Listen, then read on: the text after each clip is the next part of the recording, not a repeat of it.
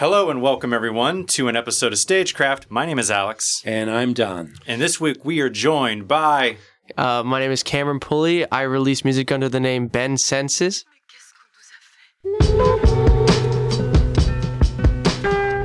Around age 16, I started with bass, and I joined a band like 1 week after. They didn't know, but I had only been playing for like 6 days.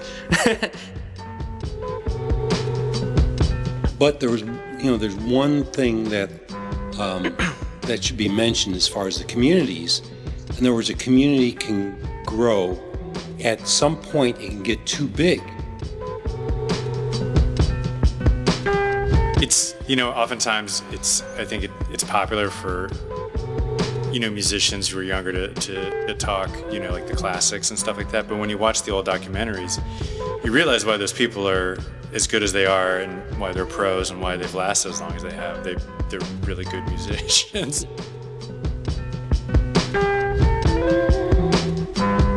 Maybe they have the expectation that you sit and listen quietly. And Hard Times wasn't like that. And I really love Hard Times. Right. Because, you know that if you've won their attention, you've really got something.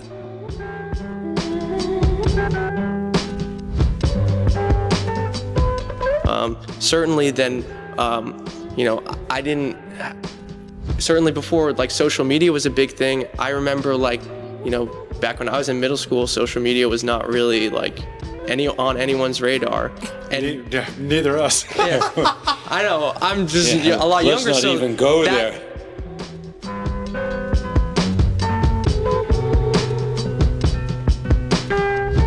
I think when I really started playing in bands and stuff around age 16, I started with bass, and I joined a band 1 week after. They didn't know, but I had only been playing for 6 days.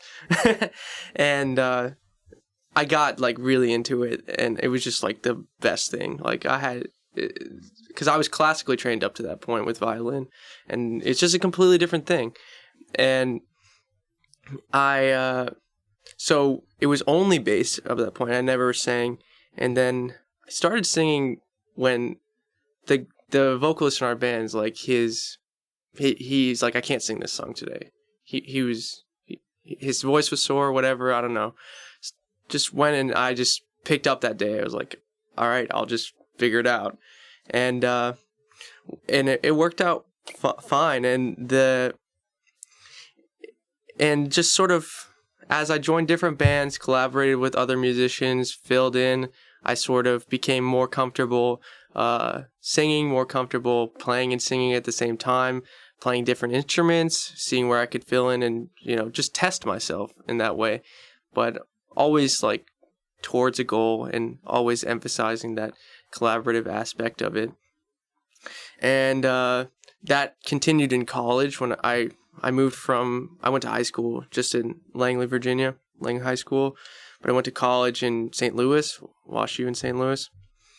And at WashU, there was no musicians group, so I founded the musician group, and we I got a space for us to play, and it sort of just picked up from there. It took about a year for all the musicians on campus to meet each other, but once it happened, it was just off to the races.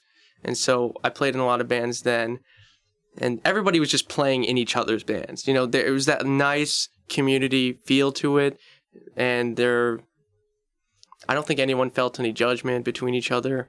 It was very supportive then, and that sort of music community in St. Louis around WashU, around the Delmar Loop, has really grown over time into something really awesome. And I'm happy to say that I could just be a part of it and part of one of the eras of that music scene, because I really believe in trying to be part of a music scene and actively being part of that community and contributing to it, benefiting from it. I really believe in that exchange of local communities. And so there's been some great bands that came out of that scene that are now putting out records American Poetry Club and Frankie Valli. They just both put out records recently and went on their first tours, but just a lot of excitement around what that scene has become compared to like what I saw when I got there, which was still good, but I think there's just a lot more infrastructure around organizing events, basement shows. So St. Louis is, in my opinion, a great music scene.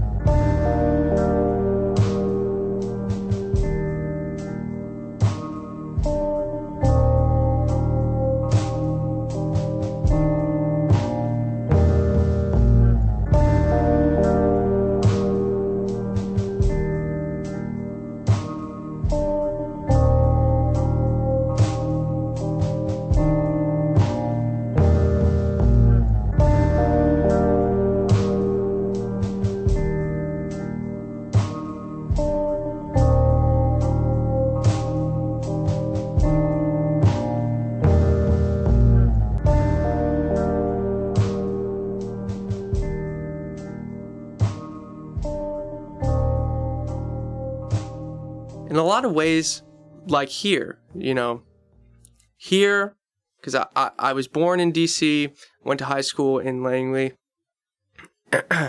I sort of saw the different eras of, especially punk rock and jazz in D.C., which are my sort of main styles that I really love. And I see my sound as sort of kind of treading a line in the middle of those two styles, which both have an incredible history here in DC, and I really sort of had my ear to the ground in that respect. Just what I had been surrounded with. And so you see the different, I'll speak on the punk rock for a minute, like you see the different eras of punk rock in DC, like there was first like the hardcore scene, and I really liked how they were doing collaborative projects with the go-go scene. I'd watched a lot of documentaries back in high school about how they bridged that gap, and that was like the most exciting thing to me. Just the coolest part of that history. And then the second, what I identified as the second era, in my opinion, was like after Revolution Summer. Of course, this is before I was born, but, learning about it afterwards. There was that post-hardcore scene, which, in my opinion, just had like this and they call it emo or whatever, but it had that emotional sort of root. And hardcore already had that, people who say that it was like fundamentally different, I really disagree with that, but there was a focus on not just pure aggression. And I really, really identified with that, especially, and I've told Don this, there was a track that Fugazi did that was called I'm So Tired. It's off of instrumental soundtrack. And that song really changed my life. Really was like, okay, here's a band that's like known for like aggression, known for like putting on these amazing live shows, which I wish I had gotten to experience. But then they turn around and they do something on a piano and just like just actually singing, no like just trying to put rasp on it or, saying, hey, look, we can do different things. We can like push the boundaries in ways that even you are not expecting. And that to me was like a go ahead, like, okay, you can have like the hardcore punk rock ethos. You can have this jazz ethos of pushing the boundaries, but you don't have to just fit yourself into a mold, you don't have to fit yourself into a genre that you think is going to like translate to whatever your audience is. Because in my opinion, I'm So Tired was just as punk rock as, Suggestion or any of those other songs that were just like, here we go. But yeah, that was a big turning point in my approach to music and why I felt just as confident going up on stage, like playing with a band, as now I mostly just play solo acoustic because that's just my situation. But it's still the same ethos. It's still the same like emotion that I'm putting out as if I'm acoustic and just with that in my voice, or if I'm with a whole group, behind me. So that was huge for me. Huge. Right on. But you carry a lot of those dynamics to your own music. Yeah. It's evident, obviously. And I think that, at least for people my age, maybe this is just my personal experience. You know, every scene is different, but for people my age, I found they emphasize less the particular local community they're part of. And maybe it's just a hindsight thing because I'm watching like these documentaries, reading all these books that were written mostly after the fact about like what it meant to be part of the scene at the time. And I haven't experienced that. And when I go out in the scene now, both in when it was in, the scene that I'm a part of now here in DC and in Northern Virginia and in Maryland, but also when I was in St. Louis or I went to grad school in Berkeley, California, the scenes now in the people my generation, it feels more disjointed to me. And I don't know if that's just my experience, but it seems like it's pocketed communities now. And it's difficult to, sometimes it feels difficult to collaborate across those boundaries than what I read and what I watch, film on about how it used to be. But, there's people are romanticizing the past a lot of the time. But I do really believe it's possible because going back to, talking about those days in St. Louis, I really think that we sort of were rekindling that sort of ethos. Right. And so I believe in that.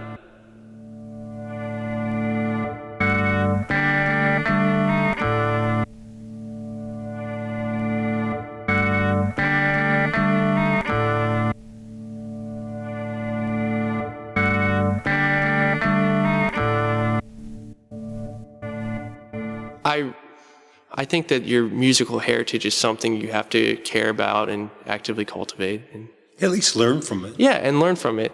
And I'm really, I think you may have mentioned it, this idea of siloing in the scene. Or it's not just siloing sort of in your scene or in the whatever, country you're, living. It's also siloing in terms of the time periods of music that you're listening to. And so I really try to expand my horizons in that regard. I mean, Don probably has noticed most of the cover songs that I play in open mics are jazz standards, or they're from like the 1920s or something like that, 1910s. And I've learned so much from that.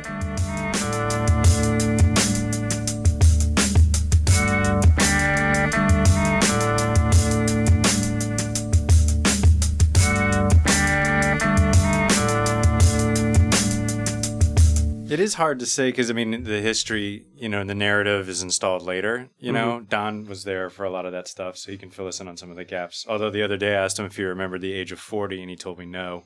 To the only thing that I would add to what you said, which I thought was really well put, is that, I think we can just assume that it is easier to silo yourself now in your groups than it was before because communication is different. So, if you want to just play music with a particular style, you can find that group pretty quickly through the benefit of technology and just more people playing music versus, I guess, what it was like before. Would you? Absolutely. Absolutely.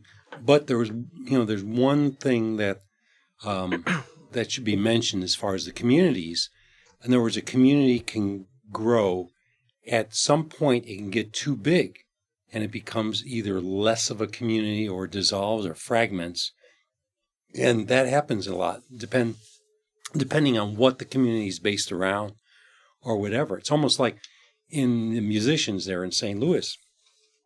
You probably had a certain amount, but if you had 10 times that amount, they might not have been so cohesive. They probably would have broken up into little cliques.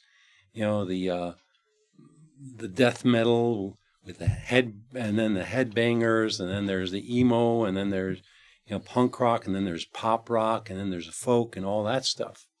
So I think community is a really fragile thing where something can get just too unwieldy, and all of a sudden it kind of falls apart. And you play a lot in this area, so when you go to a show, you probably know 20 of the people that are going to be there, depending on who's playing, right? Yeah. And it's interesting to see that dynamic because, you know, you yourself are seeing it with your own eyes and you're going to the different shows. So, and if you're seeing the different people there, you're like, well, is this a scene? Is this something else? You know? And it's weird to sort of follow that trend because I noticed that because I go to just shows where my friends play more than anything. Mm-hmm. And so I'm not genre specific in terms of what I enjoy. I really just go to my friends' shows. But I know almost always who's going to be there based on the genre or the clique, because cliques are still there, you know? Yeah. And it's weird. It's strange. It's comfortable. It's comfortable being around people you know. It is comfortable, but it's also, you know, you want to see overlap sometimes. And I guess you do, you know, a little bit. But to your point, it doesn't seem like it used to be in the good old days. Yeah, you know? and I wasn't even born in the so-called good old days, but it's just like it inspired this certain ethos about how I approach music and community that I'm always like looking to find that. And maybe it's just like you never find it, but you know, there's just these moments where you're like, oh, we had it. And that it's still like kind of like I find these moments and I'm like, wow, that was amazing. I feel like so inspired that this happened. I'll give a story just from the scene here in DC.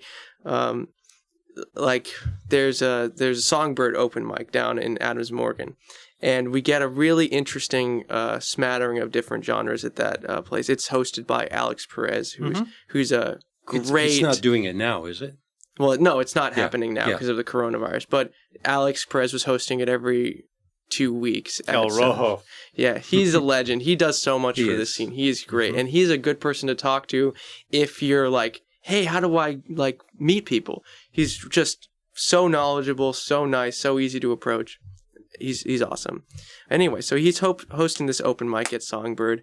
And Songbird, of course, is quite a historic venue. And we get like a smattering of different genres. There's a lot of rappers that come out there, and there's some folk, some sort of that post-hardcore sound that I think probably my sound is a little bit closer to than the jazz side of my sound. But there's these two amazing rappers in that frequent Songbird. One, and it's my personal opinion of who sound do I like, because there are many different sounds in the rap genre. One of his names is Philo, and the other one's name is Chad Ali. He goes by Chad X Ali, I think, is his sort of rap name. And these guys are amazing, and I just we struck up a friendship over time, just because we saw each other in the same scene a lot. We had some sort of appreciation for each other's music, even though it was very different. And we started doing this thing where at Songbird you get 2 songs usually, because there's a lot of people that come to this open mic. And one day Philo's just like, all right, Cameron, why don't you come up here and play the background track?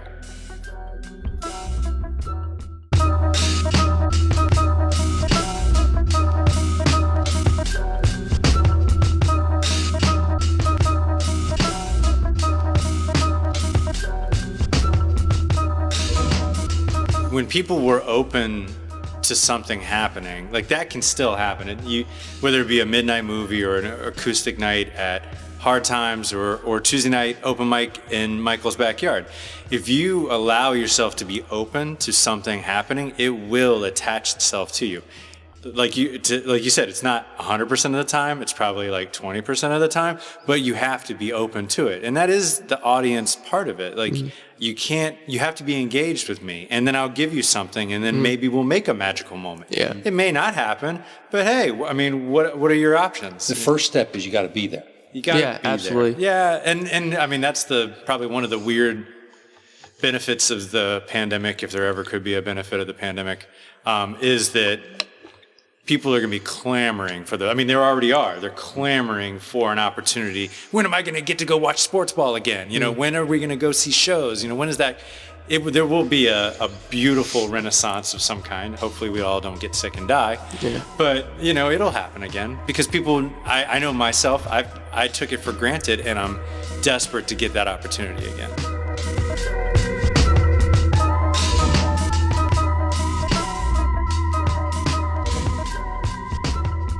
like give me a backbeat and I will rap over your acoustic guitar. And I'm like, I have no idea what we're going for here, but it was just awesome and just felt like electric. And I felt like I was riding that wave of this is awesome for like a solid month. And the same thing happened with Chad, like just a few days later, because I think Philo had told him, like, dog, this was like really cool moment.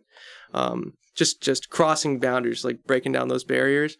And then I was in the audience another time, and it was Chad was the Philo was the featured artist, so he had 30 minutes, and he was like, you know, some of you guys out in the scene, like, you've seen us like out here before, you know, because we all know each other. You probably know, like, maybe, like you said, 20 people there. Mm-hmm.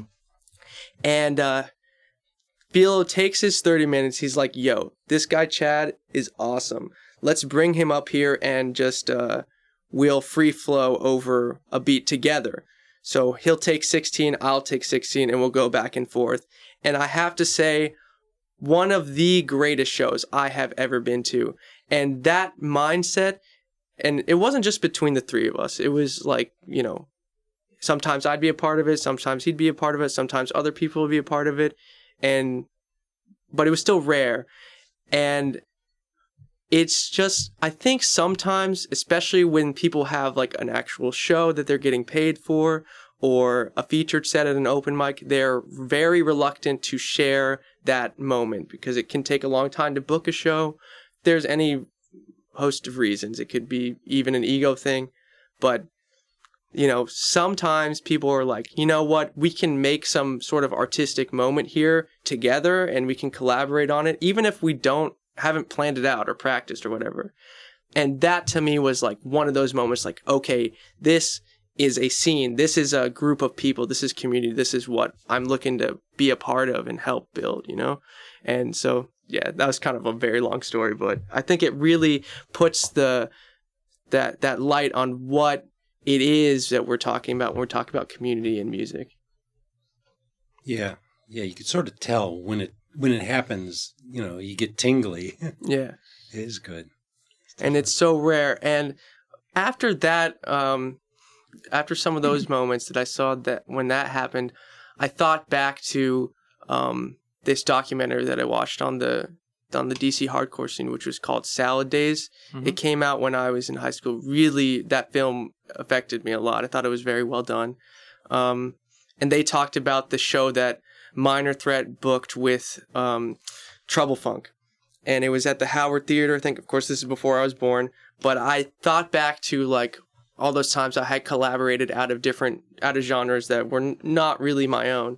And I thought, you know, when I think about those moments, like, that seems like they probably had the same feeling that I'm having now. And so that's why I still kind of believe that it's not totally romanticization, like, because those moments really did happen, you know? And a lot of times it's because it was in the early days of punk rock, they felt that they were outsiders at the moment. And hip hop was outsiders in a way too, although it was a little more established in the district. And you have nothing really left to lose by, you know, just going at it and going at it full steam. They didn't have clubs to play in. No one would book them. Nobody, you know, really trusted them not to start fights or anything or their fans to start fights. So, you know, they just, hey, sure, we'll do it. We'll do it. And that sometimes just works, just the going into it with that kind of abandon. Mm-hmm. I like when you have nothing left to lose. Mm-hmm. It's that whole boat burning thing, you know, when it's over with, just burn the boats and move on. I was quoting Trump there. Were you at the Trouble Funk Minor Threat show? No, I wasn't. But a friend of mine has tapes. He taped them. And Ian has tried many times trying to get those tapes from him. I think he's kind of lost them or they're buried somewhere in his house or something. But a lot of people would like to hear it.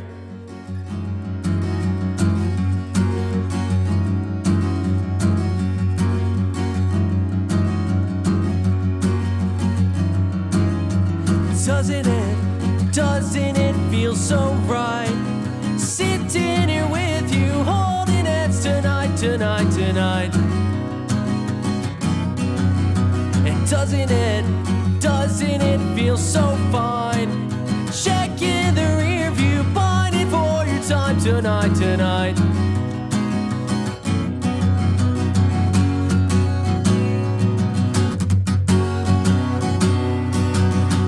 Calling out my feelings for you, wondering when you're leaving, are you? Tell me when's up dealing with you and me. Well, I mean you and me and he, yeah, we are so involved now. Doesn't it feel so right? Sitting here with you, holding hands tonight, tonight, tonight. Okay, doesn't it feel so fine? Checking the rear view, binding for your time tonight, tonight.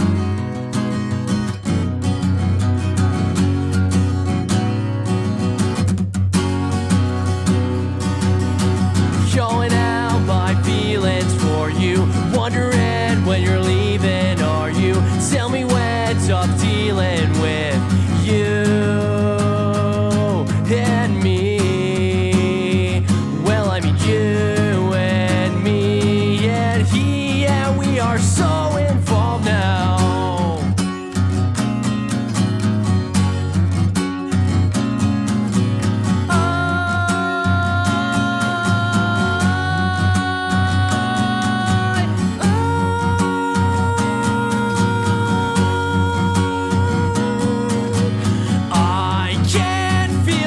For you and you say this is mandatory. I don't know if that's coming or going when you were leaving, or if that's worth knowing tonight.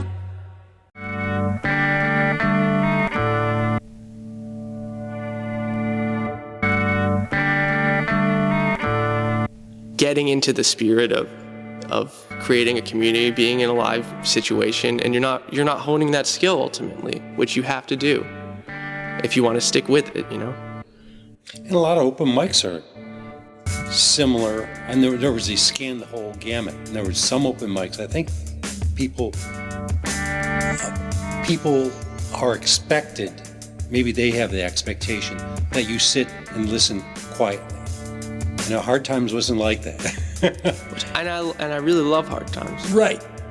Because, you know that if you've won their attention, you've really got something.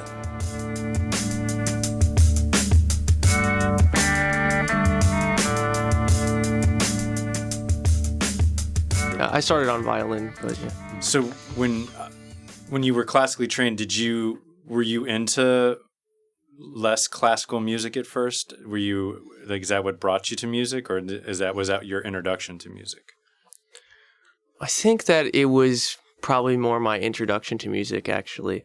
I started playing violin at age 5, and I was always in quite strict classical training environments in terms of my teachers and what they were trying to encourage me to grow musically through.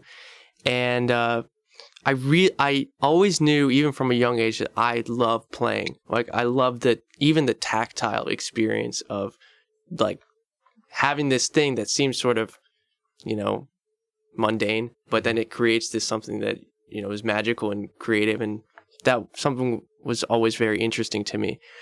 As I grew older, the classical environment became extremely stifling to me, and I lost like a lot of motivation.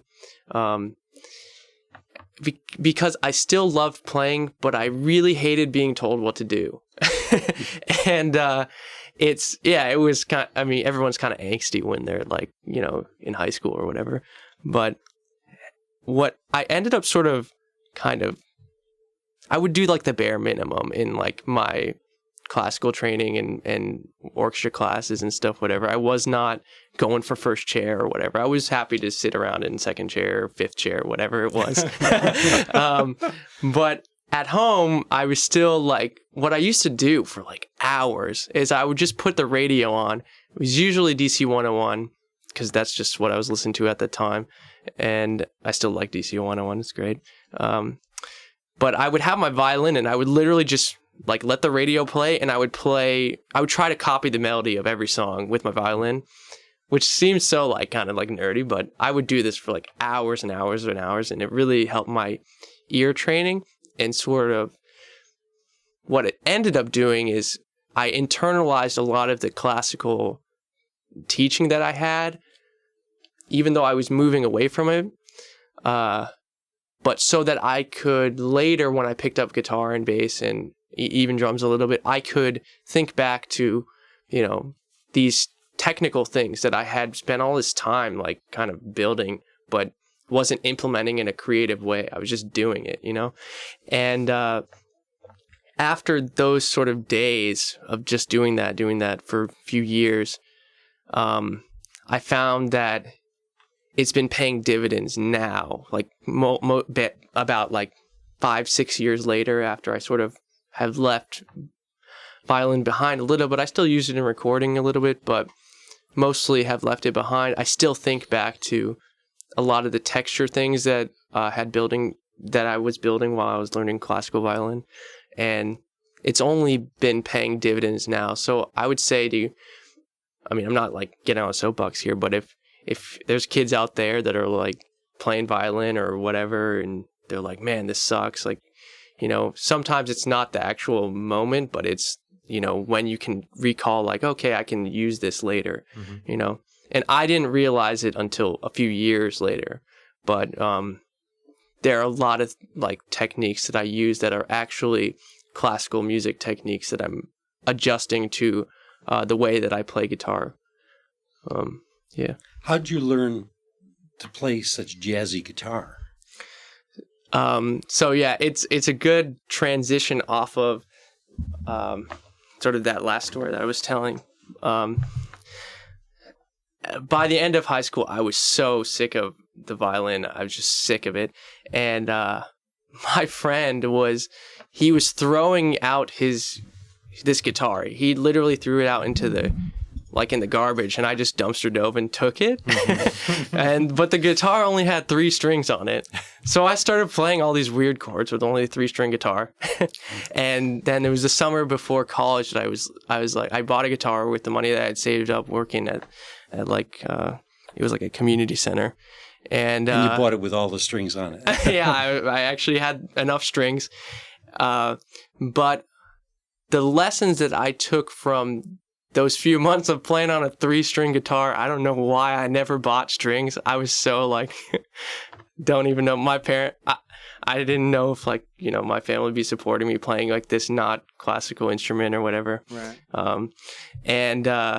But I kind of took that mindset of like, hey, I can make a chord out of, you know, things that are not necessarily the immediate chord that you think of. Like it would be if it's a bar chord or an open chord, or even like the classic 7 chords or major 7s. Like those days of playing with a 3-string guitar actually really paid dividends later, because I thought like, you know, you can be more creative with the types of chords that you're using, and also think more about the textures that you're using. Instead of just playing an E in a certain mode, you can play it like in a different mode and get a different color. And I really spend a lot of time like actively thinking about that. So that had been, you know, really helpful for me. That's neat. Yeah. Wow. Just another thing on that point. This is kind of more of a recent phenomenon, especially after I moved back to the area from Berkeley, where I was doing grad school. I really got interested in how can I create chords that I don't see very often. A lot of times chords that I had heard in jazz, especially Chet Baker is a huge influence on me. The music that he was making, not just his trumpet music, but the way that his voice and trumpet are, they're like counterpoints against the backing jazz band. That was really interesting to me, and I was thinking about how can I sort of co-opt that and and make my guitar playing and the frequency range of my singing voice, how can I make it blend more easily? And I found for me personally, using a lot of chords that are partially like higher up on the neck, like a jazz chord, but then using your open strings has been so helpful for me because it makes it sound a lot thicker. So if you're using an E chord, for example, that's higher up the neck, you can still hit that low E and get an interesting like textural counterpoint to, whatever you're singing. And I think if you think actively about why is it that I'm using this chord, why is it that I'm, using that chord or transitioning in whichever way, you can create really interesting transitions and overall songs that are not like the guitar or whatever instrument you're playing is not telling you how to write your song. You're sort of driving the boat a little bit. And so that was something that was really integral to my development as a songwriter. Yeah, you could hear it in your melodies, really. I mean, your melodies are not absolutely tied to the chords, because I don't think I've ever heard you play just a major chord. They're always a major something or a major seventh, major ninth, whatever. Yeah. They're all over the place. It's funny that you mentioned that. First of all, thank you so much. That's a really cool compliment coming from Don Zientara. But it reminds me, so there was a track 7 on the first EP that I did with Don, the A side of Where You Stood. The track 7 is called Delete. And basically all the other songs in that EP are like really weird, like jazz chords. They're not weird in the fact that they're difficult or anything. They just maybe are not the typical chord that's used. That's all I mean by that. And I was talking with my friend Jacob Bennett, who is also part of the scene here. He plays mostly acoustic stuff. He went to college in Richmond, and he's like, I really like that song Delete. The chords are so strange. And I was like, that's so interesting because that's the only song where I use just the most basic chords. It's just a D and then like an A and then a G, but it's just the literal basic D and G. And I was thinking more about that conversation. It really stuck with me because the only reason that he said that my random D chord sounded like something he's never heard before was because all the other songs on the album are using like these weird chords. So then the D, just the normal basic D that you're like, oh, that's the D you hear every second, sounds like this crazy chord because it's just not what you're hearing throughout the rest of the record. And it comes on track 7, and I wasn't really going for that or anything, but that conversation really affected how I approach songwriting again, because it was like, it's not about proving you're using difficult techniques. It's not about, demonstration of jazz proficiency or demonstration of classical proficiency. It's about, is this song working or not? And then how are you making your EPs like coherent across the whole thing and palatable to people, so that they can listen to it. Yeah, but that was just it was such a mundane conversation. But sometimes those conversations are so mind blowing that it sticks with you and it affects like how you approach music.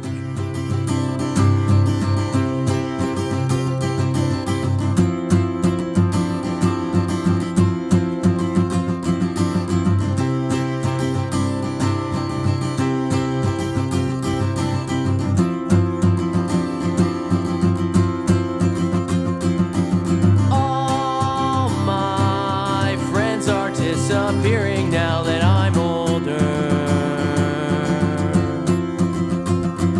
but I don't need anyone to lean on now that I'm older.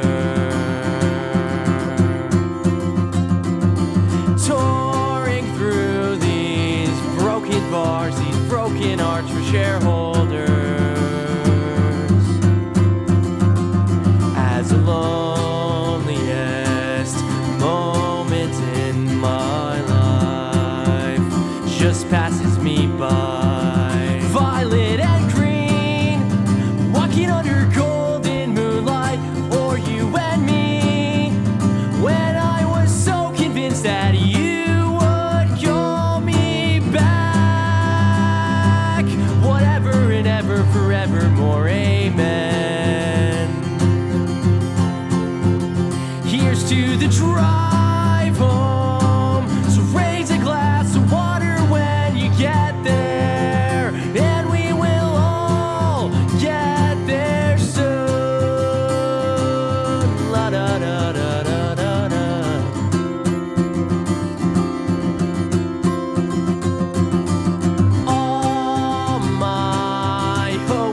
disappearing now that I'm older.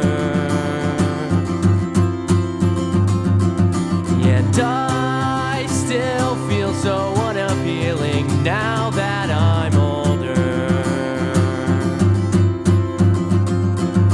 Scrolling through these empty smiles, empty profiles, like I told her that I would. Yet still the loveliest girl upon the earth holds my heart in her hand. Folded blue jeans underneath the mirror, tube lights, or you and me. When I was so convinced that you would call me back. Whatever and ever, forevermore, amen. Here's to the drive home. So raise a glass of water when you get there, and we will all get there soon. Let's get there soon. Let's get there soon.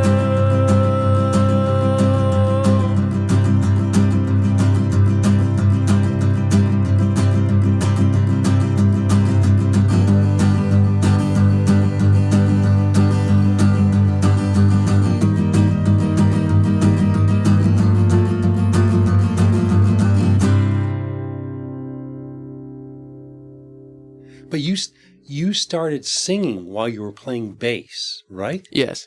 Did you find that difficult?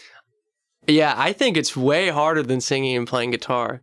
Singing and playing bass, it's because with bass you're sometimes off the rhythm. There's a lot more syncopation. You have to like be constantly moving if you don't want to be just like if you don't want to just thud like bass, and just do sort of the underlying root notes of every chord on the guitar. And I actually don't think that that's a proper use of the bass. Like the bass has a lot of, just my opinion, but it can really open up a track. It can serve as the connection between the drums and the guitar or whatever other instrument is in the group. I think there was an interview that I was watching about The Who, and they were talking about John Entwistle and how before, when it was just, when they hadn't put John on bass, when he would, because I think John Entwistle started on guitar and he was like a shredder. They were like, why don't you try the bass? And he was like, dude, what are you talking about? And but then I think that this interview who was talking about it, he was like, if they hadn't put someone who could really play moving bass lines in The Who, then the sound between Pete Townsend and oh god, I'm blanking on the Keith Moon. Oh my god, I can't believe. But It would have been a big old mess. Yeah, it would have been like sort of swords going at each other. Yeah. That also really stuck with me and influenced my approach to bass, even though I wouldn't say that my bass lines are like sort of in that same classic rock vein, but you can take a lot from different genres and incorporate it into what you're doing. And I think that's very rewarding. It's, oftentimes I think it's popular for, musicians who are younger to talk, like the classics and stuff like that. But when you watch the old documentaries, you realize why those people are as good as they are and why they're pros and why they've lasted as long as they have. They're really good musicians. Yeah. Or they found a group that worked really well together that magnified everyone's strengths and hid their weaknesses. Because, Keith Moon is a great example. That guy, he's he's literally Animal behind the drum set, right? But he worked in that group so well. Yeah. I totally agree. And another one that was of sort of that earlier 60s era, of course, way before I was born, that influenced me a ton in my what I was talking about, the blend between my voice and the guitar. Like, how do I sort of get that line closer so it becomes one sort of cohesive performance, was Joan Baez. So folk, musician, really different from my sound, but she really was doing this in a way that I never heard of someone doing it before. in my opinion, definitely more than what Bob Dylan was doing at the time.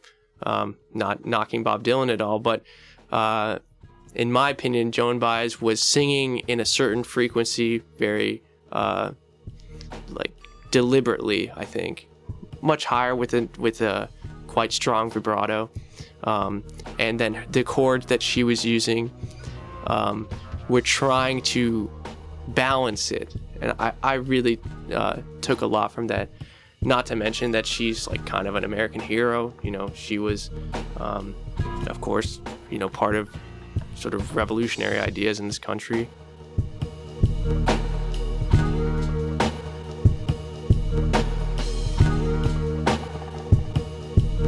Hey, Don Z here in the crib, babies. StageCraft would like to thank these cool cats for their support. Amanda Kleinman, Randipulator, Ellen Simonson, Ross Kleinman, Daddy O 9000, Paul Barsati, Rob D. Parrish.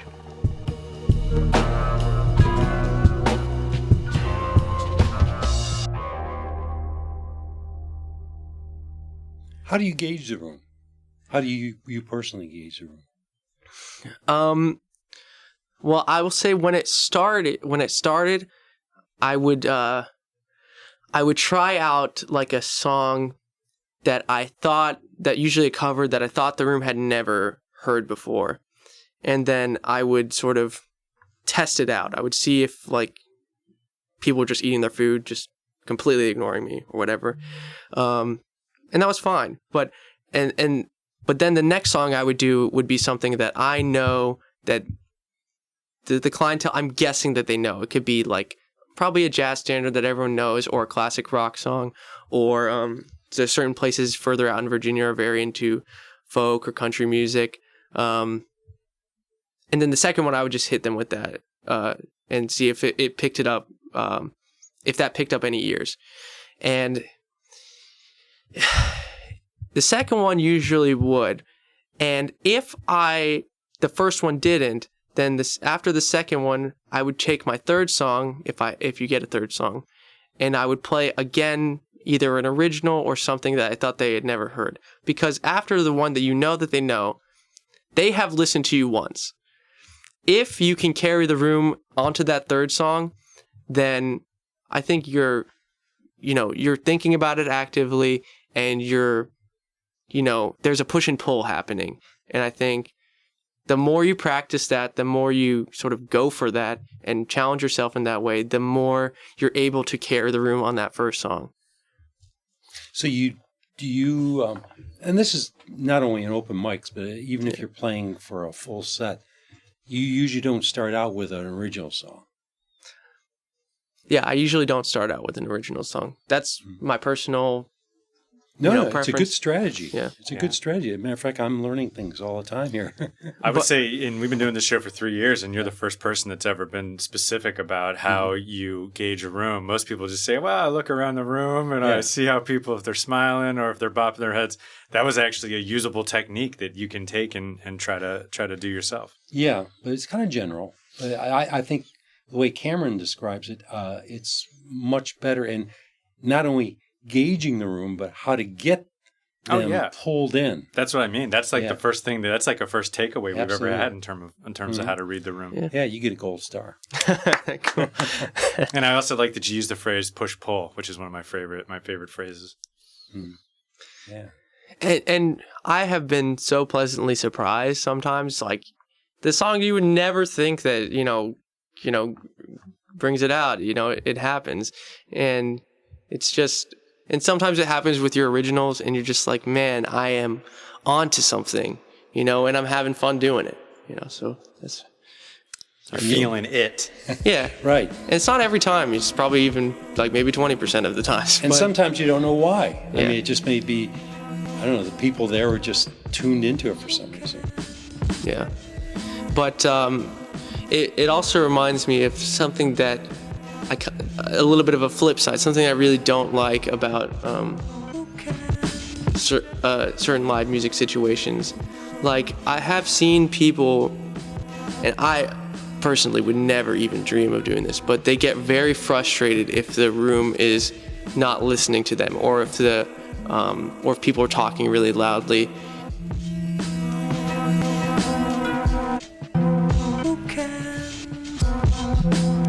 I haven't done any live streaming performance throughout the pandemic. I don't think it's me.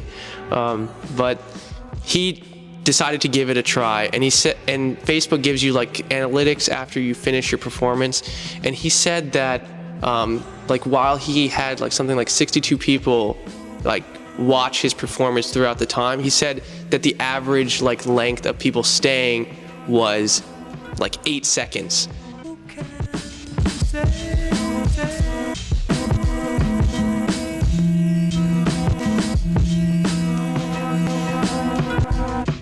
But that comes back to when you mentioned YouTube's having this, people have concerts on YouTube where you're missing half of the whole equation there. You're missing the audience. Right. I think because we're in that state right now, people are going to appreciate being at shows more. I hope they will. Yeah, I hope so too. Yeah, and they'll think it's something special rather than, well, just something special.